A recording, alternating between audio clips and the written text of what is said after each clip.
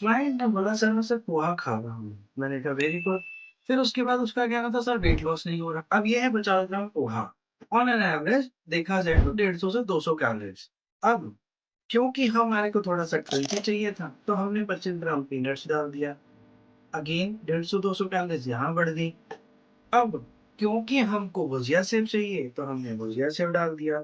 ये 25 ग्राम भुजिया सेव में again 150 calories के आसपास इंक्रीज हो गई।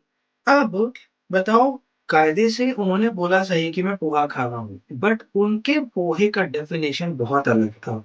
ऐसे ही जब हम चीजों को छोटा छोटा मिसमैनेज करते हैं, जैसे कि हमने खिचड़ी खाई, खिचड़ी में घी डाल दिया, पापड़ ले लिया, अचार ले लिया, तो अगेन वो खिचड़ी की ओवरऑल कैलोरी बढ़ गई। फिर हमने बोला पराठा लिया, बट उसके साथ चाय ले ली, 2 चम्मच शक्कर वाली। तो ऐसे छोटी छोटी कैलोरीज करके ना आपकी ओवरऑल कैलोरीज का गेम बढ़ जाता है। और जब ये कैलोरीज बढ़ती हैं तो ये जो माइक्रो कैलोरीज आप एड अप कर रहे हो ना, ये एट द एंड आपकी क्यूमुलेटिवली कैलोरीज बहुत बढ़ा देती हैं और आपका फैट लॉस नहीं होता।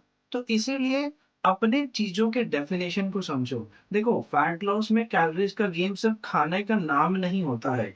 उसमें जो एड ऑन्स करते हैं वो मैटर करता है, क्योंकि इवेंचुअली उसमें भी तो कुछ कैलोरीज है ना। अगर मैं सारी चीजें कंसिडर कर लेता तो मेरी डाइट प्लानिंग बेटर तरीके से हो जाती। तो going forward you have to make sure कि हमको सारे फूड क्यों मेजर करने हैं और क्या क्या कैलोरीज है जो हम शायद ये हिडन तरीके से खा रहे हैं, जिनको हम काउंट नहीं कर रहे हैं, वो आपका फैट लॉस रोकती है। ठीक है? तो अगर अगली बार कोई कोच बोलता है ना कि मेजर करके खाना है, तो ये रीज़न है उसका कि हम क्यों मेजर करके खाते हैं। तो going forward be on a diet जहाँ पर आप सस्टेनेबल चीज़ें को ट्रांसफ़ॉर्म कर सको। नहीं समझ में आता तो मैं हूँ, मैं आपको गाइड कर दूँगा। See you in the next one. Bye bye.